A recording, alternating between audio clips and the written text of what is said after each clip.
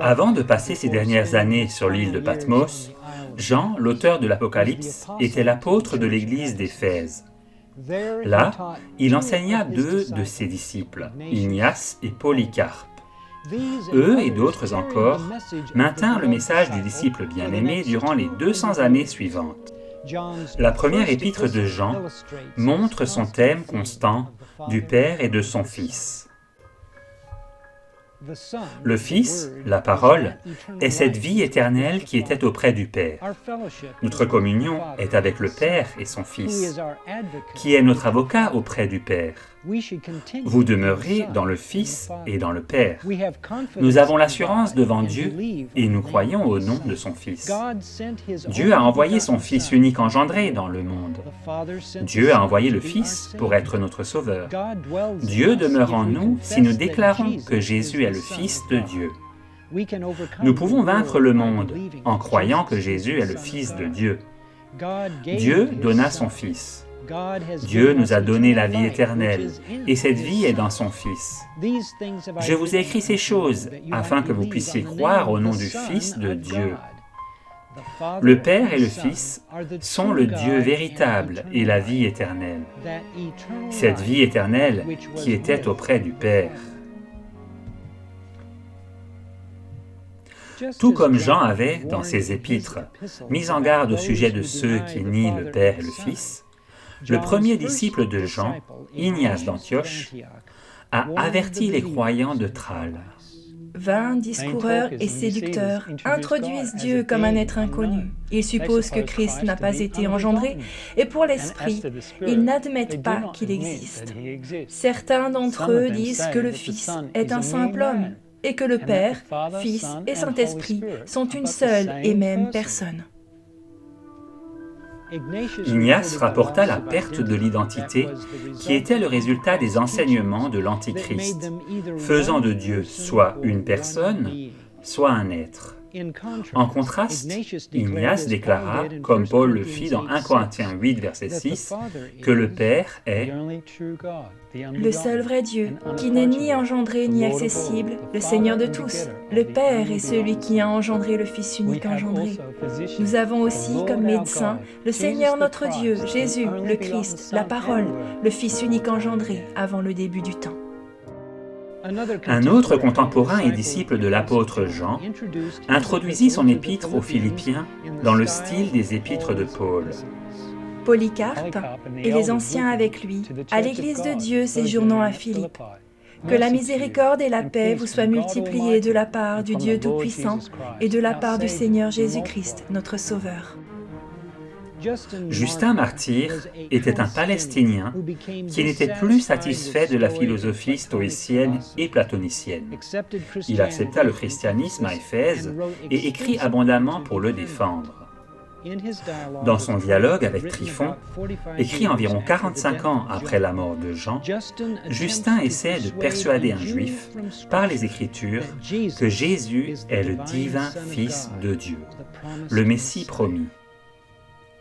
Dieu engendra avant toutes les créatures un commencement, une certaine puissance rationnelle procédant de lui-même, qui est appelée le Saint-Esprit, la gloire de Dieu, le Fils, puis à nouveau la sagesse, puis un ange, puis Dieu, et encore Seigneur et Logos. Il était engendré du Père. Justin cite alors Proverbe 8. Lorsqu'il parle par Salomon, le Seigneur m'a fait au commencement de ses voies pour ses œuvres. Depuis l'éternité, il m'a établi au commencement, avant qu'il ait créé la terre, et avant qu'il ait fait l'abîme, avant que les sources d'eau aient jailli, avant que les montagnes aient été établies, avant toutes les collines, il m'a engendré. Mais ce descendant, qui a véritablement été tiré du Père, était avec le Père avant toutes les créatures, et le Père communiait avec lui. Comme l'Écriture l'a rendu clair par Salomon, que celui appelé la sagesse par Salomon a été engendré comme un commencement avant toutes ces créatures, et comme un descendant par Dieu. Justin cite Psaume 110. Un verset également utilisé par Jésus, Pierre et Paul. chacun l'appliquant au Fils de Dieu. Le Seigneur dit à mon Seigneur, « Assieds-toi à ma droite, jusqu'à ce que je fasse de tes ennemis ton marchepied. Il étendra de Sion le sceptre de ta puissance, et il dominera au milieu de tes ennemis. Je t'ai engendré dans une sainte magnificence, du sein de l'aurore, avant l'étoile du matin. » Justin voyait également dans la pierre qui se détache de la montagne, dans Daniel 2, un symbole du Fils de Dieu. Il proclama la même chose, tel un mystère lorsqu'il parle de cette pierre qui s'est détachée sans le secours d'aucune main, signifiant que ce n'est pas par une œuvre d'homme, mais que c'est de la volonté du Père et Dieu de toutes choses qu'il a enfanté. Environ 10 ans plus tard, il écrivit sa première apologie à l'empereur romain Antonius, en défense du christianisme. Jésus le Christ est le Fils de Dieu et son apôtre, étant d'abord la parole, et s'étant manifesté tantôt sous la forme du feu, tantôt sous la forme des anges. Enfin, par la volonté de Dieu, il s'est fait homme pour sauver la race humaine. Le Père de l'univers a un Fils, qui est aussi la parole première, engendrée de Dieu et Dieu. Pour Justin, la divinité du Christ était assurée par son héritage divin du Dieu de l'univers. Tertullien, un autre auteur chrétien prolifique, est né à Carthage, en Afrique du Nord, à l'époque de la mort de Justin Martyr. Dans son livre Contre Praxéas, Tertullien utilise également Proverbe 8 pour soutenir la préexistence de Christ. Écoute donc aussi la sagesse, comme exprimée dans le caractère de la seconde personne. Dieu m'a possédé au commencement de ses voies, avec une vue de ses propres œuvres, avant qu'il ait fait la terre, avant qu'il ait posé les fondements des montagnes. Bien plus, avant les collines, il m'a engendré, c'est-à-dire il m'a créé et généré par sa propre pensée. D'autres traductions anglaises utilisent les mots « générer » ou « engendrer » au lieu de « créer », mais Tertullien dit clairement qu'il était engendré et non créé. En procédant de lui, Dieu, il devint son fils premier-né, parce qu'il a été engendré avant toute chose. Et il était aussi son premier-né, parce que lui seul a été engendré du Père, d'une manière unique à lui-même, directement du sein de son propre cœur. Ainsi que l'atteste le Père lui-même, « Mon cœur, dit-il, a laissé échapper ma plus excellente parole. » Ainsi, Christ est esprit de l'esprit et Dieu de Dieu, ainsi que la lumière est allumée par la lumière. Comme Justin Martyr, Tertullien comprenait le concept de l'hérédité divine. Ainsi, ce qui est sorti de Dieu est Dieu, Fils de Dieu, et les deux ne font qu'un. De la même manière aussi, il est l'esprit de l'esprit et Dieu de Dieu. Il est second quant à la manière d'exister, en position, mais pas en nature. Il présenta aussi clairement une christologie de subordination en deux êtres qui a continué durant le IIIe siècle. Tertullien vit également dans la création de l'homme un type du Père et du Fils. Dans son œuvre, il montre combien il est important que de la côte d'Adam sortit une deuxième personne et pas plus. Adam avait plus d'une côte, mais pas d'autre femme aux yeux de Dieu.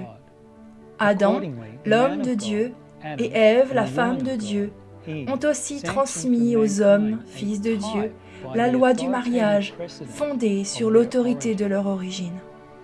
Tertullien remarque que Dieu a fait l'homme selon son image, en créant seulement deux personnes, et non pas trois, se basant sur l'autorité de l'origine du Père et du Fils. Comment une femme aurait-elle de la place pour un autre mari? Aurait-elle un époux selon l'esprit et un époux selon la chair? La conscience d'une seule femme partagée entre deux hommes constituera un véritable adultère. Cela semble décrire la dualité existant si le Christ et le Saint-Esprit sont deux personnes distinctes.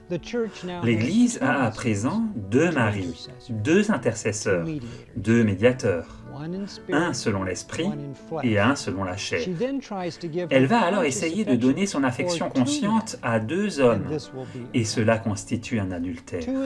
Quand il y a 3 personnes, il y en a une de trop. Novatien était un prêtre romain qui déclara que l'Église ne pouvait pas pardonner les péchés, mais que Dieu seul pouvait le faire. Son traité sur la Trinité, écrit en 257 après Jésus-Christ, près de 70 ans avant le concile de Nicée, avait pour but de réfuter le Dieu modal des Sabéliens. Son argument est basé sur le Fils de Dieu, divinement engendré. Il y a en effet Dieu le Père, qui a établi et créé toutes choses, qui seul est sans origine, invisible, infini, immortel, éternel, le Dieu unique. À sa grandeur, sa majesté, sa puissance, rien ne peut être placé, je ne vais pas dire en supériorité, mais même en comparaison. De lui, au temps où lui, le Père, l'a voulu, la parole, le Fils, est né. La parole est reconnue comme la puissance personnelle d'une puissance sortie de Dieu.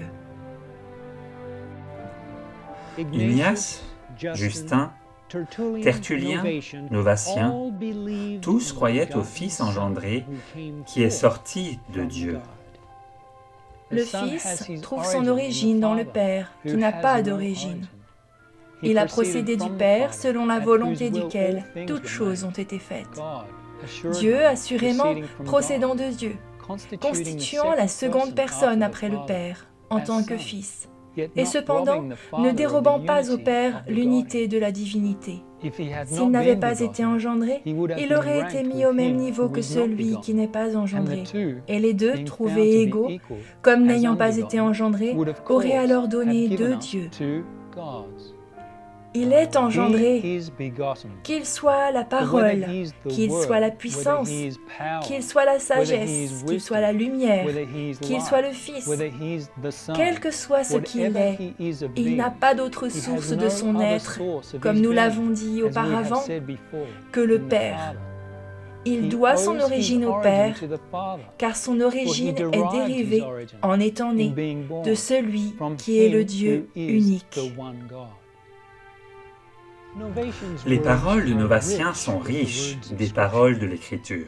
Jésus a dit, « C'est de Dieu que je suis sorti et que je viens. Je vis par le Père. Je suis sorti de Dieu. Je suis sorti du Père. Celui qui est de Dieu écoute les paroles de Dieu. Je suis le Fils de Dieu. Je suis dans le Père et le Père est en moi. » Pendant plus de 200 ans, la croyance au Fils engendré de Dieu demeura la foi transmise aux saints.